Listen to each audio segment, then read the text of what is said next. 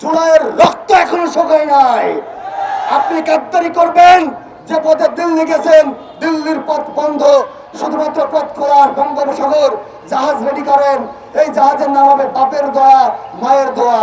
সেই জাহাজে চলে আপনাকে বঙ্গোপসাগর পাড়ে দিয়ে আবার লন্ডন যেতে হবে। বাংলায় টিকতে পারবেন না।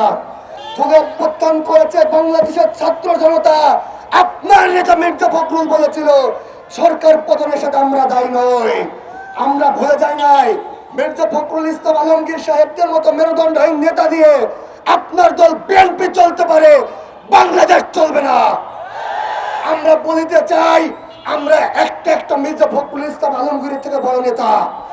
আমরা শেখ হাসিনাকে বাংলা থেকে বিতাড়িত করেছি, মির্জা ফখরুল ইসলাম করে নাই, শিলংয়ের সালাউদ্দিন করে নাই।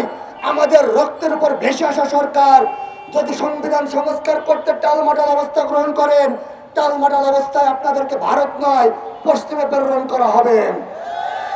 বাংলাদেশের আন্দোলনের মাতৃভূমি ঢাকা বিশ্ববিদ্যালয় আমরা দেখছেন অনশনে বসে গেছে। দুদিন পরে ঘাট ধরতে বিদায় রাখবো না, ঘাট ধরতে স্তব্ধ থাকবো না।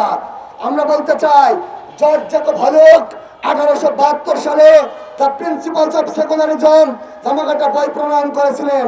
সেই বইয়ে স্পষ্ট লেখা সেকুলারিজম মিন্স অ্যাথিজম, নাস্তিকতা। 92% মুসলমানের দেশে নাস্তিকতা প্রণয়ন করবেন সাহস কোথায় পেলেন আপনি? সংবিধানের ব্যাখ্যা প্রদান করেন। We are student of Dhaka university. আপনার থেকেও কম বুঝি না। বৃদ্ধাঙ্গুলি দেখাবেন না, শাহাদত আঙ্গুল দেখিয়ে দেবো, পত্র রচনা করে দেবো পশ্চিমের দিকে। এই বলে বাংলাদেশ খেলাফত ছাত্র মজলিস ঢাকা বিশ্ববিদ্যালয় শাখার পক্ষ থেকে বিপ্লবী শুভেচ্ছা জানিয়ে এখানে শেষ করলাম। দেখা হবে রাজপথে, কথা হবে স্লোগানে। আওয়ামী লীগ হবেন, জাহাজ ভাড়া করে রাখেন, পাঠিয়ে দেবো লন্ডনে। সালামু আলাইকুম রহমতুল্লাহ।